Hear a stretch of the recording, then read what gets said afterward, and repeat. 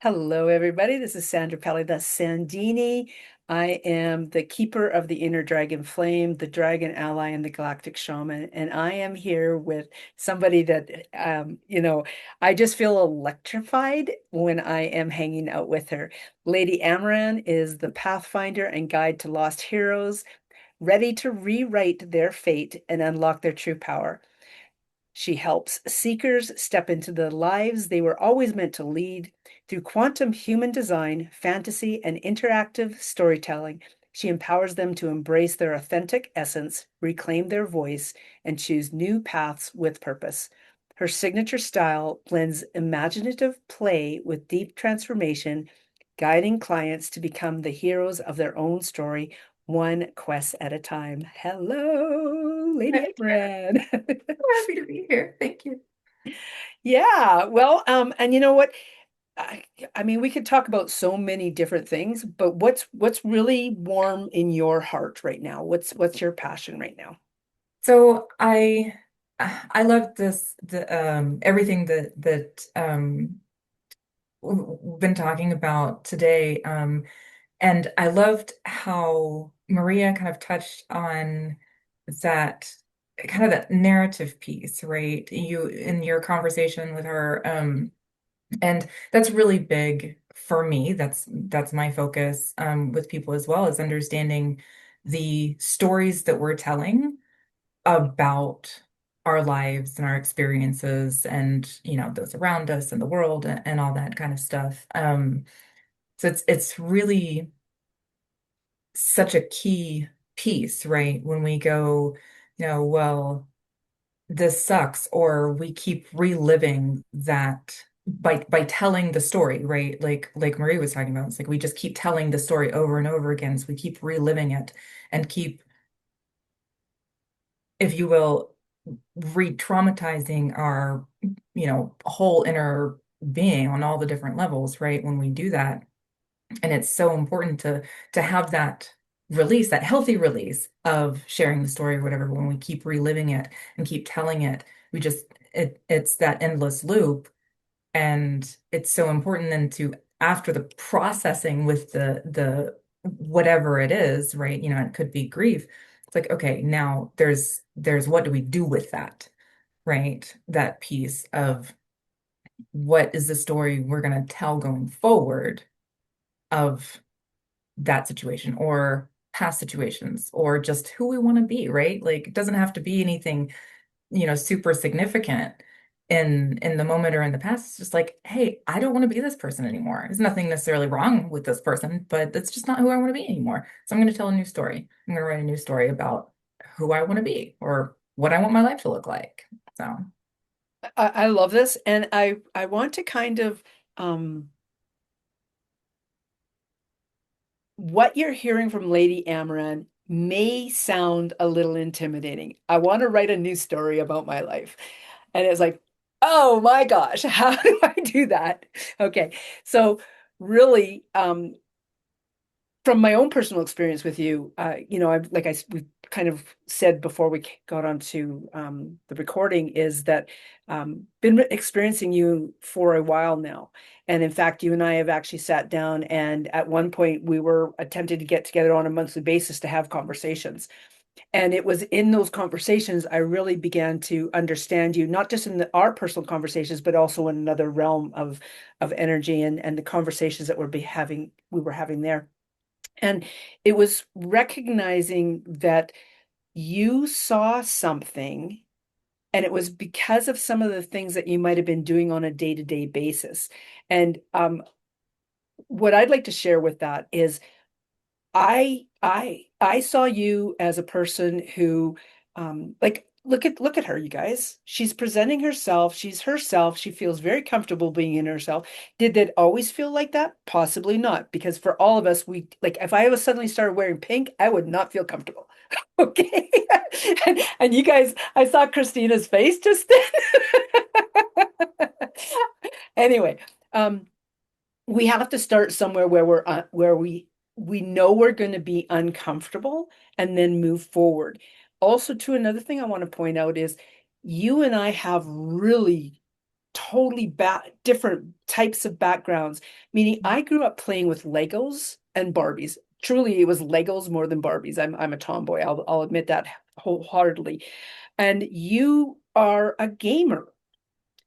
And yet look at where we both are. And that's one of the reasons why I wanted to bring this up is because we can start any path of our lives and end up anywhere we choose to be or where we are led to go. So what advice can you give to people about starting that? Okay, I want to change my life. I want to change my story. What does that look like? So the first piece is the acknowledgement of it, right? Whether it's kind of a big overhaul or this one piece, of my life or my story that I want to change is that acknowledgement of and I personally say, statement of it,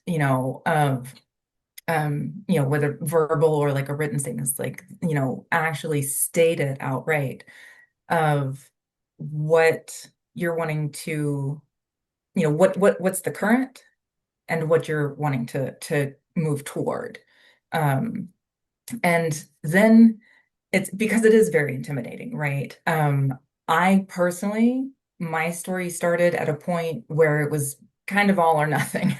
So it was like, okay, I'm jumping in with both feet. I don't know where this is going. I don't know what it's going to look like, but I'll be damned if I stay where I'm at, right? It doesn't have to look like that for everybody, though. Um, it can look like one little piece, right? One little thing. Like if it's if you want to, let's say, be a softer, more, to kind of stereotype, a more girly girl, that wears pink and, looks good in pink and loves pink and all this. It's like, okay, well, maybe start with socks that nobody sees, right? Just feel into it, right? Just try it on and see where it takes you. Um, I'm also a very tactile person, right? So I'm uh really lean into the physical things that we can do, whether it's a something maybe on your desk that reminds you of this new commitment of the new story that you're trying to tell. Um, or something for me, I'm very much like what I wear, right? Right. Oh my goodness, I love that. And for those of you who can't see me in the recording, I'll start speaking. I'm actually holding a like this beautiful wand. I But also wear totally cool boots. Like I make sure that I buy totally cool boots because at least the persona can start somewhere versus the whole thing, right? I love that. right, and that's exactly it. It's like, for me, this is what it ultimately looks like, right? For me. But it could start with, right, just buy that pair of boots that you've always wanted, that embody or feel like where you're trying to Yeah. go, right? It could, and it doesn't necessarily have to be things that are obvious to other people, right? It could be a hairpin. It doesn't have to be ears and a corset, right? Uh, and it doesn't have to be if it's something like on your desk. It doesn't have to be, again, it could just be a picture of something. It's like it doesn't have to be like necessarily a magic wand that people are gonna, it's like, what's that?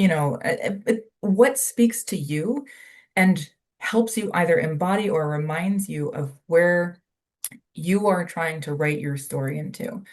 Um, those are some of the easiest things that I start with is just first of all, you've got to name it, right? Um, and then you can just step one little toe at a time. Um, depending on where you're at, it doesn't have to be huge, but just understanding it's like, okay, if I want to feel more like I have, my own power, my own agency, that type of thing. Well, what is it that you could bring into your world that will help remind you of that? One of the reasons why I just now I don't always have my ears uncovered, but I wear like this is what I look like going out of the house, pretty much, right?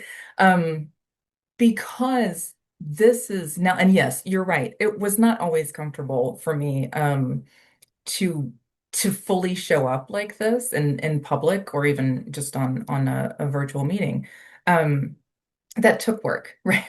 too. But it also took playing around with, well, what do I want to wear? What do like I was like jeans and tank top like my whole life. Like you would see me in nothing but jeans and tank top.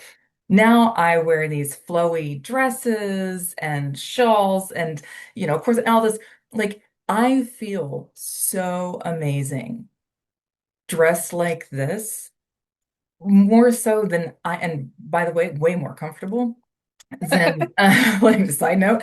Um than I ever did, and part of that is me being more true to who I am, but part of that is physically just what I'm wearing. And I feel good in this. I feel comfortable. I feel cute. I feel, just all the things, right? But it was playing around with, do I like dresses or do I like skirts? Do I like, you know, just all the different aspects, right? Um, and so having fun with that, right?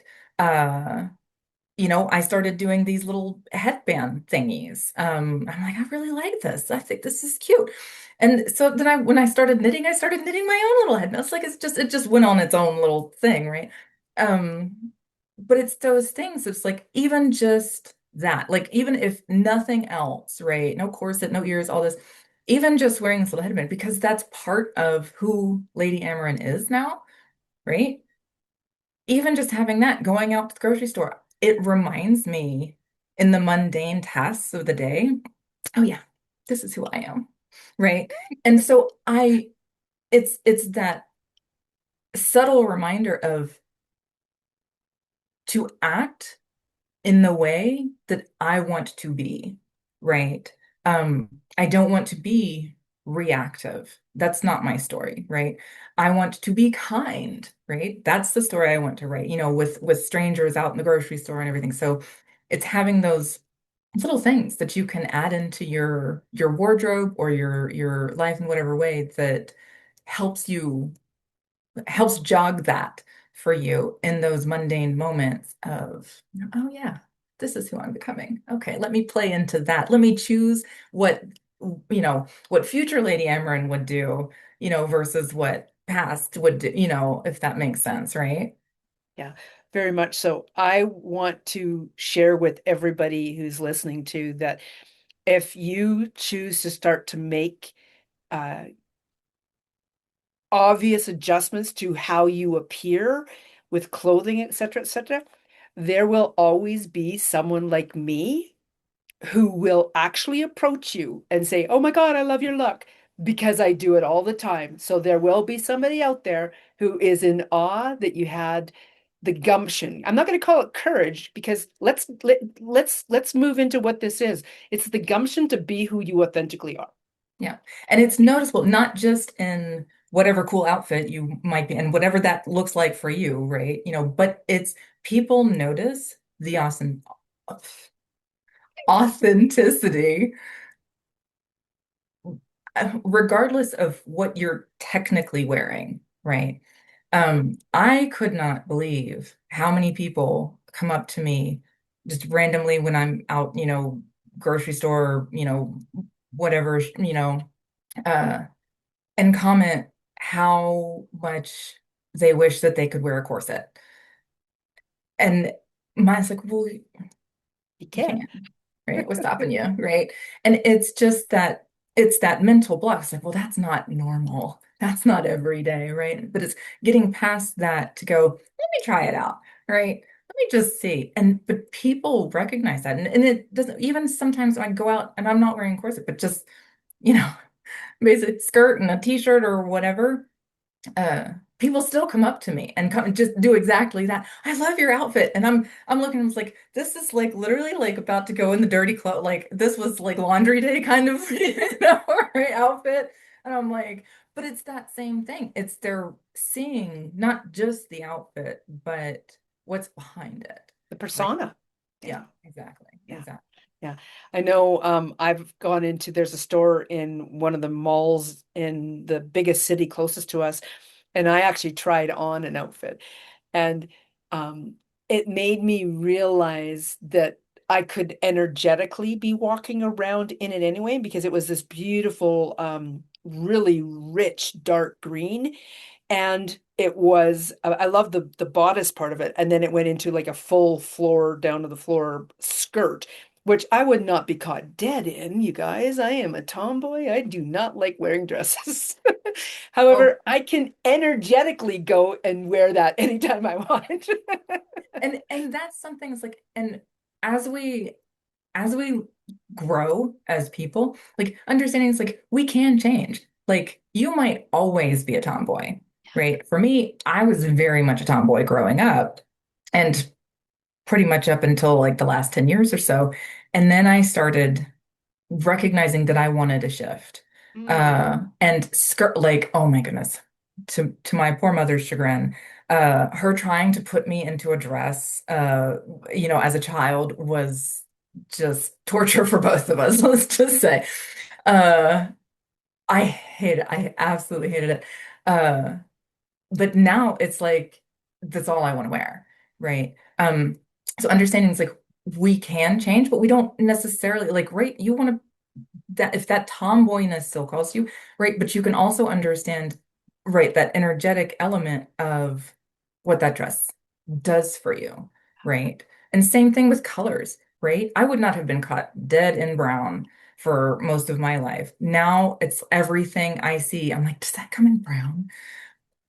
Like, and it's one of those, it's a new thing for me, but it's one of those things. It's like, okay, let me lean into this instead of just going like, what am I doing? Like, kind of judging myself for that. It's like, I don't wear brown, like, no, no, no, let me lean into this and see, okay, where is this trying to take me, right? Let's have some fun with it, right? Instead of, and that goes back to what's the story we're telling about that? The narrative that we're going to put with that of, I don't wear brown. I've never worn brown. I don't look good in brown or whatever to, okay, that's not my usual, but let's lean into this and see where it's trying to take me, right? It's like those are two very different stories of the same thing.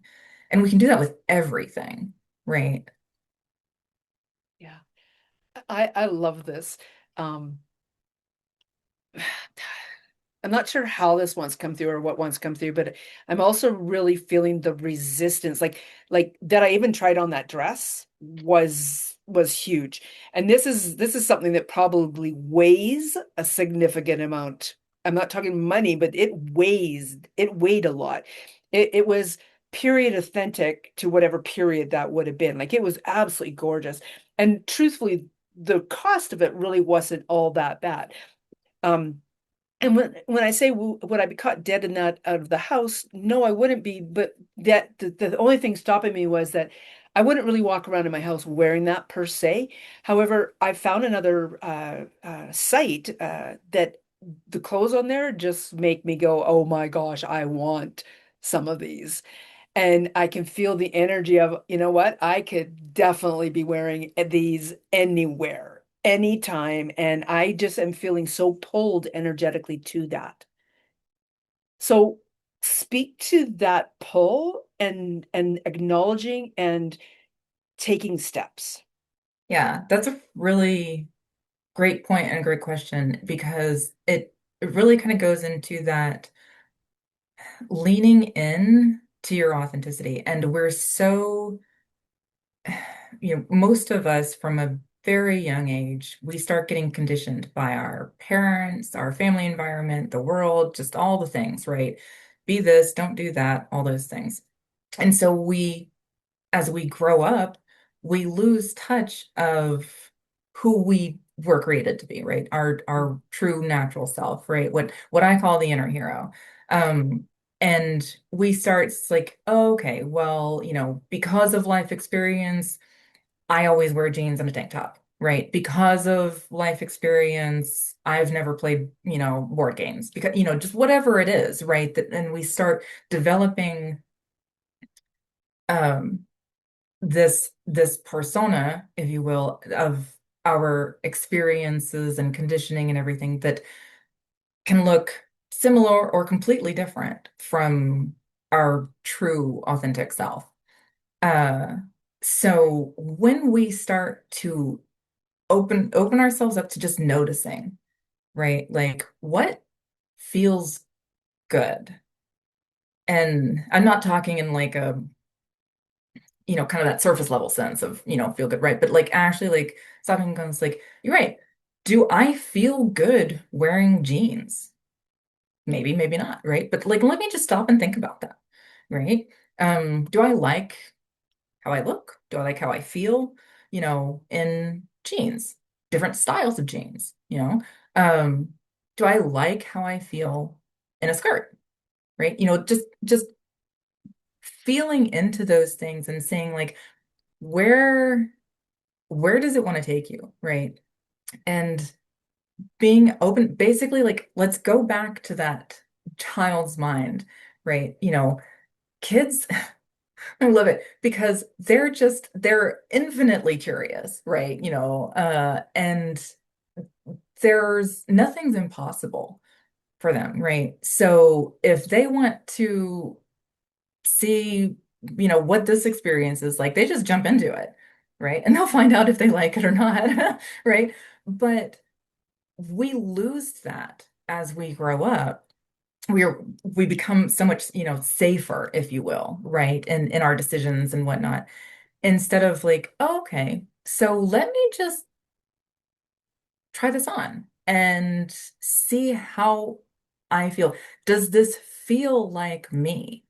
And if you really want to stop and pay attention, actually, like, and of course if you're like your scenario, like you were at a store, right, in the dressing room trying stuff on, right? They have those big full-length mirrors, right? um try on the different things and literally watch yourself, if you will, look into the mirror and don't look at your outfit, look at your face, look at your body posture. um you're we're so in our minds that we forget that that's only one part of who we are, right? And how we think and respond to things. So when you actually start noticing as an observer of yourself, if you will, uh, when you like try on something and look at yourself looking at yourself and see, oh, does this make me just like stand up and like I feel so good in this and all this? Like that's gonna show, right? If you're uncomfortable, if it's too tight, or if you don't like it, it doesn't feel like you, it's gonna show, right? I've had a lot of different careers in my time. Some where you gotta wear the uniforms, right? Or I've done some where you really have to like dress up, it's the uh suit, skirt suits and all that kind of stuff. Um and somewhere I could wear whatever I want, somewhere I had to wear, just the dirtiest clothes that I had because it was a dirty job, right? Um And when you start to actually think about those things, like what did I feel good in? What did I feel like I was, well, maybe I looked good in, but I felt like a complete, like, uh, it was a total facade, right? It wasn't me. Like, even if I looked good in but it didn't feel like me. It felt like I was getting dressed as a completely different person to go to work. Like, if we actually stop and notice these things, it only takes a couple seconds, right? Then we can really start to hone into, this is the true me, right?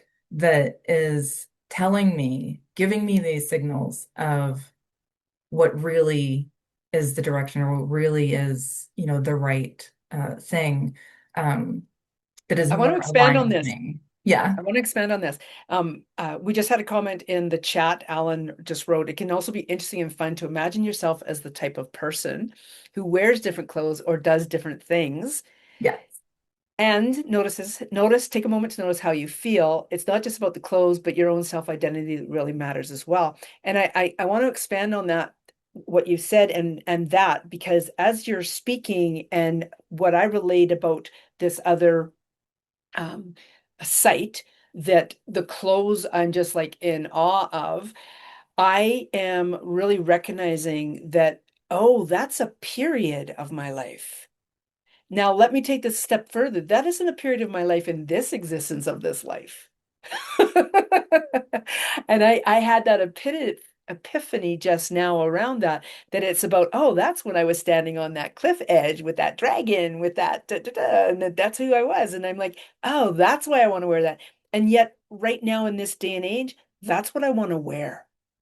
Like if I had all the money in the world, like they say, what would you do? Well, this is the line of clothes that I would buy, and I would make sure that they had the seamstress to make them in the sizes that were needed. I love that. And Yeah. and thank you. You said that was Alan's comment. Thank you for that. Because it's so true. And that's where so to just dive into another rabbit hole real quick. That's where the aspect that I bring in when I work with people of um the gaming comes in, right? Because that's basically where it starts. Like, who do you want to lean into? What, if you could be more outspoken, let's play with that, in this safe environment of uh, this small group, and now we're gonna play your character can be outspoken and play into that. See what it feels like to be outspoken, see what it feels like to set firm boundaries to tell people like, dude, you're in my bubble back up, It's like, uh instead of and I speak from experience, right? Because I was used to be very like, okay, this person's like way too close to me and I'm just gonna stand here like instead of just like, hey, you mind? Like, like just one step back.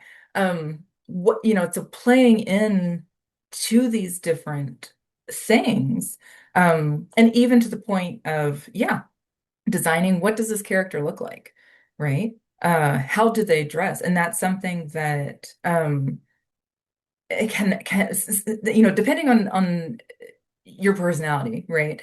Some people really love playing into that of like, okay, their their inner hero, or their character hero, what do they look like? How do they wear their hair? And it can be like the most mundane things, right?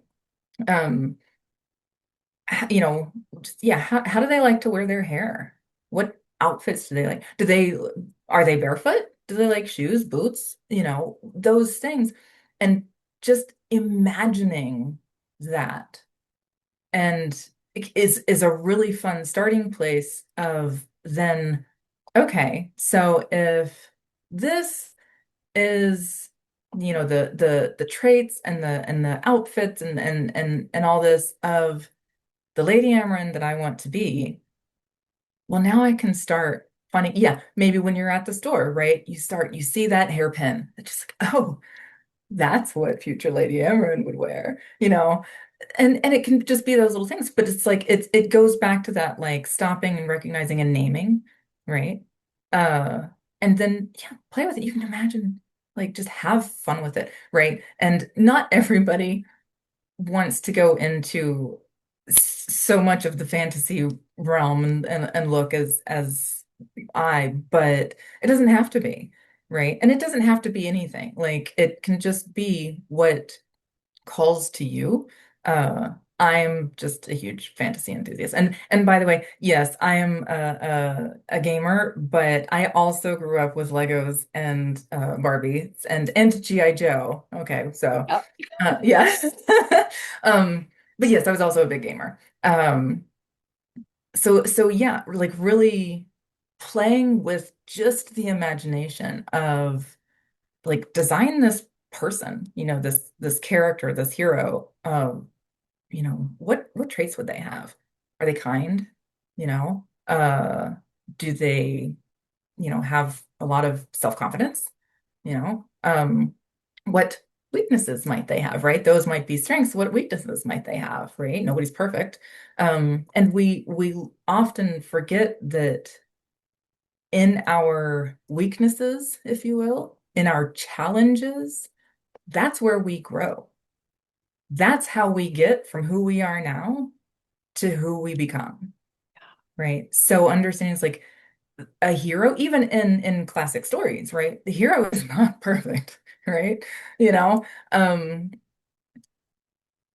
they we all have flaws. I don't think of them as flaws, but we all have the lows and highs, right? And when we understand that, okay, me being kind of hot-headed can actually help me grow into a more calm, level-headed person if I'm willing to play into that and use that understanding and experience to grow, right? Does that make sense? That makes sense. It does. What I'm hearing is um, there was two phrases I had in mind. Write it and speak it into existence. Like like it's so fascinating to me again how every single guest speaker has the same underlying theme, and that's about recognizing that once you set an intention to move in a direction, that you start to move in that direction. And that's what I'm hearing with what you said there. And whichever direction you choose, right? So we go back to the story that we tell, right? Because when and my poor hubby, I love him so much, but he it's like it's that constant, I don't want to go to work. I don't want to go to work. Work is heavy and all this. And it's like, well, that's the story that you can tell. Yeah. And guess what? It's going to feel heavy and you're never going to want to go, right? Or you can tell a different story. And right, just by shifting the narrative, and that's why that's so powerful. One of the ways it's so powerful is because then you automatically, like your brain will find what you're looking for. So if you are looking for everything sucks, or I was having another talk the other day, and the example came out of all men are horrible, right? All men suck, right? Uh, so that was a personal story of mine, right? That I told for a very long time. So guess what? Every guy I met was a tool bag, right? Like they were just horrible people because that's what I said so that's what I kept calling in just by telling that story. When I started shifting that to, okay, yeah, some people are horrible people. That's the world, but not everybody's like that, right? There are good men out there. Um, oh, guess what?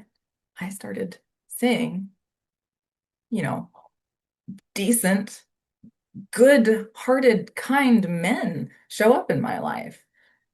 you're the universe is gonna pull in what you're calling it, and whether you're calling it in consciously, like with the intention of, yes, I want a good kind man, or you're doing it completely unaware of what you're doing, of just telling that story that well, all men's up. So guess what? That's the kind of men that are gonna come into I your want to give life. another example of this too, Lady Amaran. Being very conscious, let me rephrase that.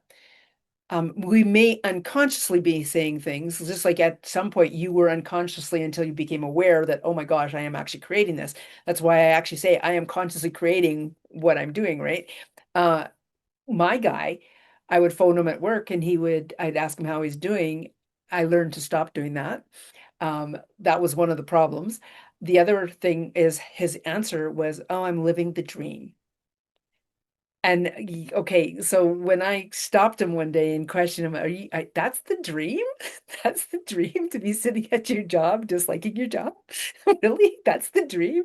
Let's shift that. Either stop saying that or recognize what your dream actually is, right? Mhm.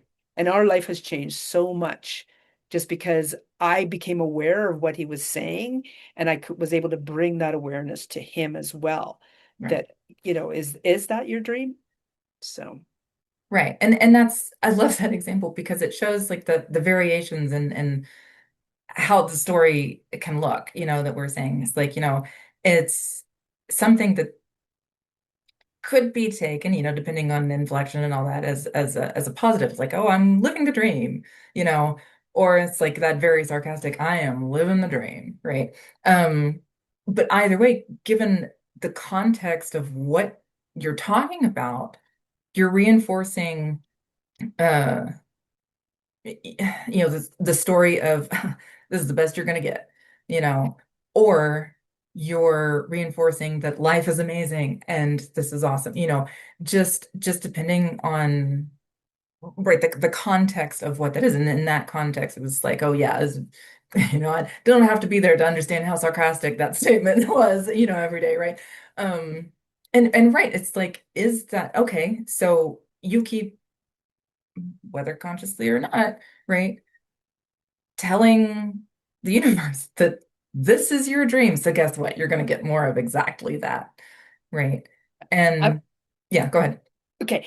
I just, there's some comments in the chat here that really need to be read aloud because they are, again, confirming or emphasizing exactly what you're saying. Yeah. Um, the story you tell is the one you live. Hmm. Boom. Yeah. Another one is you will have as much of a life as you let yourself live, Hmm. or the story you're willing to tell.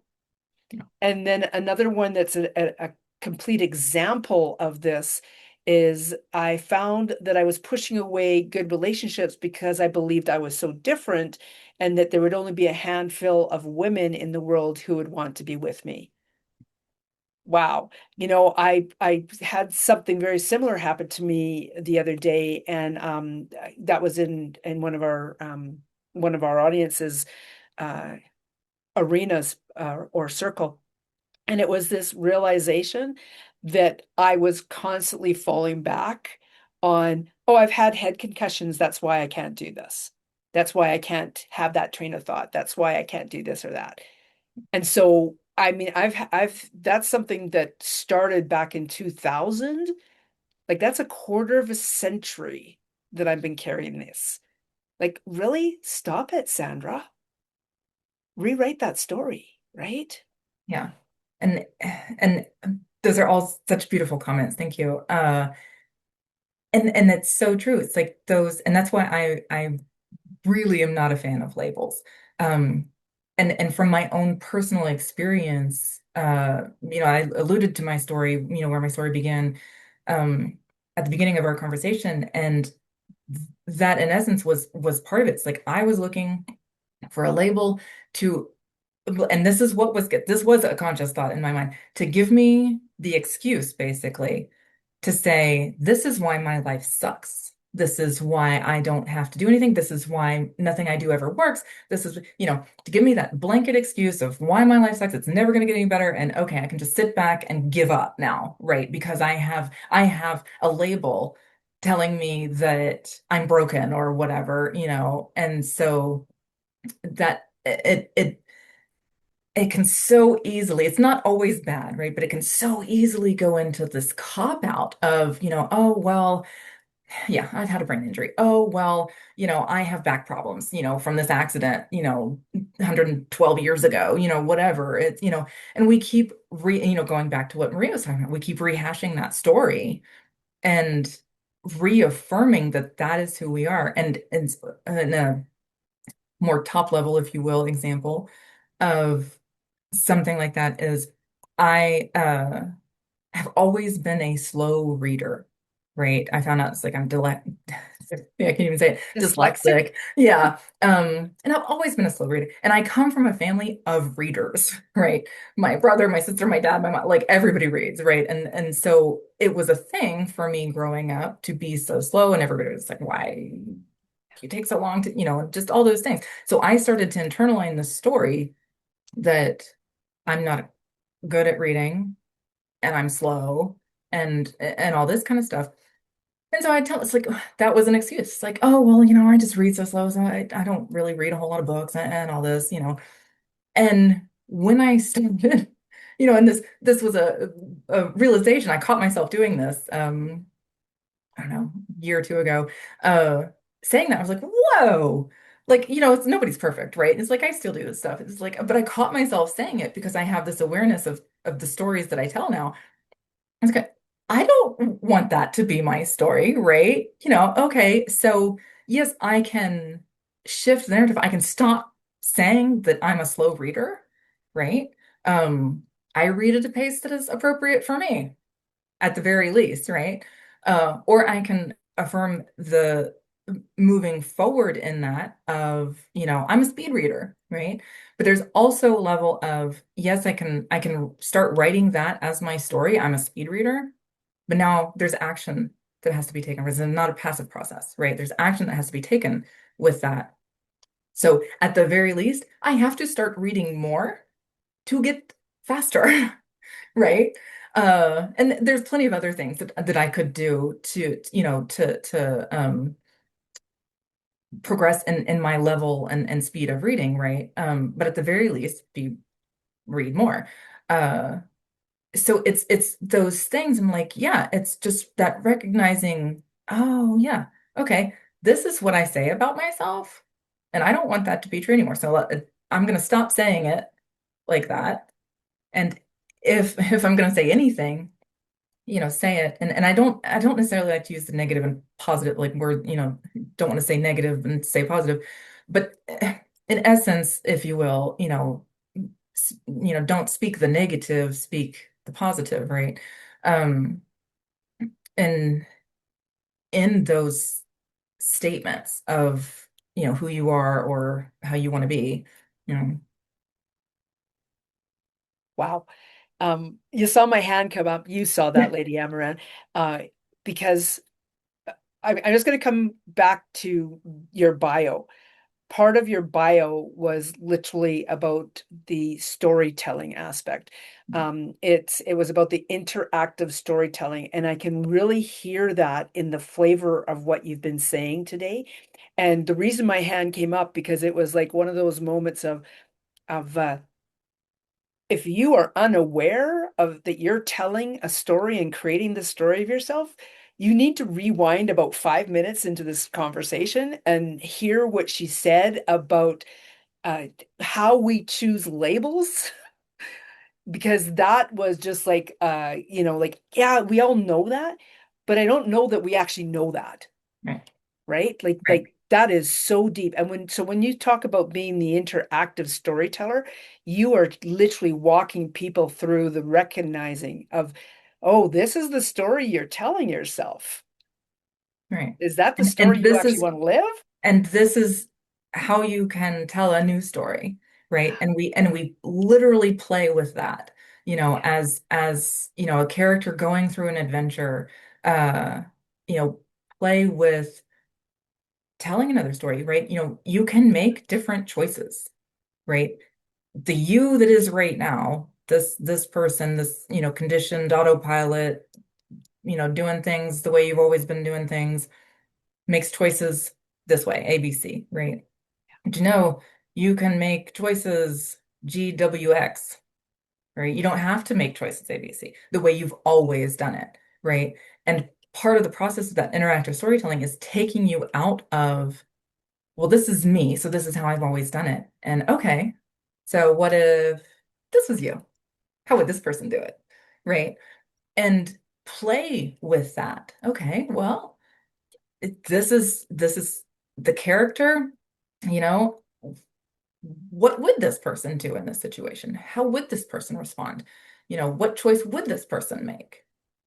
And we play with that and see, like, and it's a beautiful thing that happens when we play, especially with stuff like this, with role play things, because not only is there that conscious level learning and choosing and understanding and everything, but there's this beautiful thing that happens where it goes in on a deeper level. So now, as you're going through the rest of life, right, your everyday normal things, now your brain is going, oh, you know, I had a similar situation with, playing my character, in the session last week, and they did it this way, or even, and this is a beautiful thing, and this is why I do it in small groups, because we learn from each other as well. Oh, well, Jack's character did this and that, in this situation, and that really, so let me maybe we start to get more creative and expansive with the possibilities and options and the way that we handle everyday life. even outside of the game realm, right? And so that's when we start to, just like Alan was talking about, so we start to imagine bigger and more creative, like problem solving and stuff like that too, of it doesn't have to be we're fighting a dragon, what to do here. It can be my boss is, let's put it nicely, not a pleasant person, right? How can I better handle this? How can I approach this differently? Um, and so it starts to just automatically, bleed, if you will, into real life. Uh, and then when you add on the conscious level to it, now I'm also making it's not just like those uh it starts to become automatic, but now I'm also making choices, intentional choices of what would my character do in this situation? Okay, yeah. And that's so, so powerful. And that's why I like that, as I call it, the interactive storytelling, right? Like playing into that um can be so powerful, not just fun, right? It's totally fun, but so powerful as well, in helping us to rewrite our stories. I want to point out to anybody who's listening to this that if you've listened to the whole summit or if you've listened to other speakers anywhere, everybody has their way of bringing you through processes. I light up when I think about Lady Amaran's way of doing things and the simplicity that she's doing it, the way you get to sit in circle with her and experience something in a completely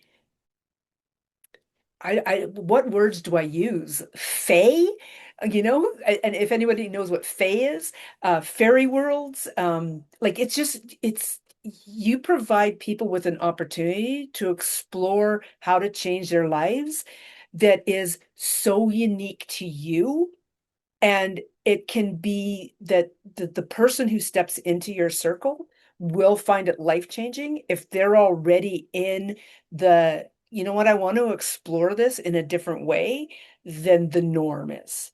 And do recognize, everybody, that the norm, there's hundreds and thousands and even hundreds of thousands of norms. I love Lady Amaran's way of doing this. And I think that's such a beautiful point to make too, is that I know like not everybody's going to resonate with me and how I do things, right? And there are plenty of other people doing similar work in a very different way, right? So if this type of journey is calling to you, but working with me isn't, right? Maybe I'm just a little too far over that fence for you. Like that's totally fine. But find somebody that is your right fit. There's somebody out there, right? I find that the further out of reality that I can take you, uh, the easier it is for you to get out of your own head and get out of your own way, if you will, in the conditioning and the, well, this is how I do things, or okay, so if I drop you into all right, get in your car and go to work, there's an accident on the highway, you're automatically in your everyday, your the stress and how you deal with things and all that, right? But if I take you and I drop you into the middle of a field surrounded by baby dragons, with the mountains on the horizon and, village in the back, just absolutely terrified that these baby dragons are going to come eat them, right? Have Okay, show of hands. Has anybody actually been in that situation before? Like, okay, I don't see anybody. So, right, so now we're out of that automatic zone and into, okay, baby dragons. Do baby dragons eat people? Is it only adult dragons? do the dragons eat people, or do they just like burn everything down? Or, and okay, so these visuals, like, what's going on with it? Has this happened to them before? Is that why they're worried? And so we can start thinking completely outside of the autopilot, right? When we come into, you know, something far enough removed from our reality, right? And for me, that's fantasy. Um, what I generally lean towards is like a rustic fantasy times. And for anybody that's familiar, you got the different levels, high fantasy, rustic fantasy, and all that. Anyway, uh, but that, and so I do it not just because I love that genre, but because it's actually like a very specific purpose of why, because when I started this, I thought about that. Would it be easier for people if I like did a modern story, right? We create modern characters and stuff like that. I was like, that's not That's not it, even you though, right? well, no, it's not, but it's not as helpful because the a large part of the point of the storytelling is in the way that I'm doing it and trying to help people get to this other point is to help you see what life is like, what life could be like, what you could be like, what your story could be like outside of what you currently know, right? And if we stay in the known, and I give you situations in the known, then you stay on autopilot. It's so much harder to get off autopilot than when I just toss you into a realm with dragons and fairies. And all right, you now have pointy ears and a pet dragon. So what you gonna do? You know? Okay, for those of us who dragons are real, I also want to say that there's something that Lady Amaran hasn't said that I think is very important to say, and then I want to share her free gift as well. And that is that when you get dropped into these incredible realms, she walks you through an experience where you recognize how powerful you are and that you have the ability to change your experience, meaning that if you're walking in there terrified, you don't have to be terrified. You can choose to be something else, right? You're writing your story, right? Right, exactly. And I love that you use the word gumption. I love that. At the very beginnings, right? It's like, right, I can go into this situation and uh be I'm absolutely terrified. Or I can go into the situation telling myself, it's like, all right, this is scary, but by golly, I've got the gumption to keep moving forward, and take the next step at the very least, right? Um, and that's so important. And understand it's like and I forget off the top of my head what that phrase is, but courage is not the absence of fear. It's like the willingness to move through it or something along those lines, which is so true, right?